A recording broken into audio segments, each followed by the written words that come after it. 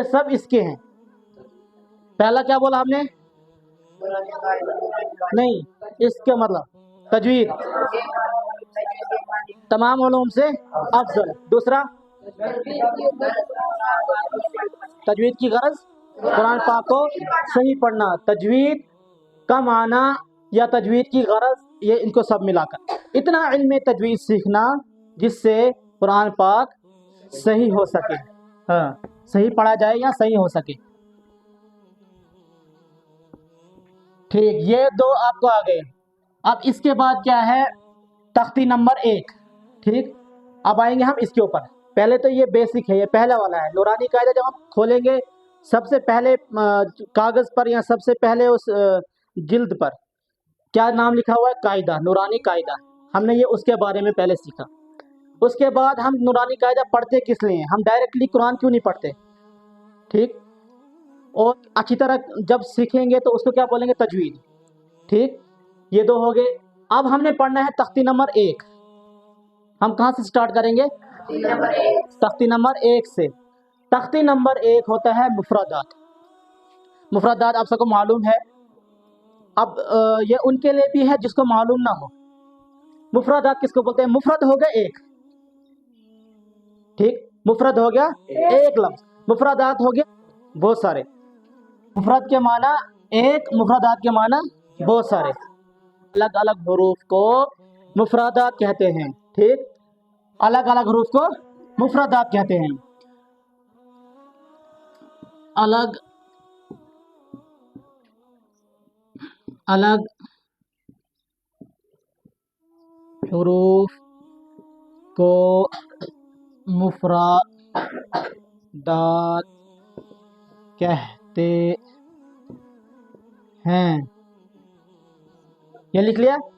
الگ الگ حروف کو مفردات کہتے ہیں. یہ اس کا مطلب ہے مفردات. لکھ لو یہ.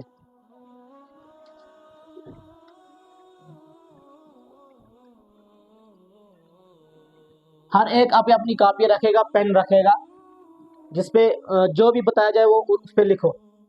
یہ بیسک سے قاعدے ہیں. ایک تو ہوا تجوید کا سیکھنا، وہ الگ ہے، اصول التجوید ہے. اس کے بعد سے بہت ساری کتابیں ہیں جو تجوید کے بارے میں آتی ہے. لیکن وہ جب انسان قاری بنتا ہے یا وہ قاری کا کورس کرتا ہے وہ اس میں پڑھائی جاتی ہے. لیکن ہمیں وہ نہیں پڑھنا ہے. ہمیں بیسک پڑھنا ہے جو نورانی قاعدے میں سکھایا جائے. ٹھیک، یہ ہم نے لکھ لیا مفردات. الگ الگ حروف کو کیا بولتے ہیں؟ مفردات. اب اس کے بعد ہے کل حروف.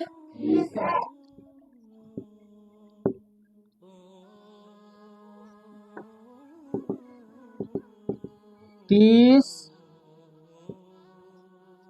ہیں. ٹھیک، کل حروف 30 ہیں. لیکن 30 کس طرح ہے؟ 30 صرف لکھنے میں ہے. کیا ہے؟ 30 لکھنے میں ہے، لیکن پڑھنے میں کتنے ہیں؟ 29 ہیں. وہ 29 کیوں ہے؟ کیونکہ دو یا کی آواز ایک جیسی ہے. ٹھیک، ایک یا یہ ہے، ایک یا یہ ہے. ٹھیک، ایک یا یہ ہے اور ایک یا یہ ہے. لیکن ان دونوں کو پڑھتے کیسے ہیں؟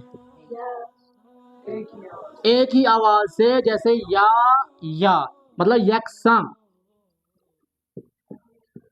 یکساں معنی ایک جیسا.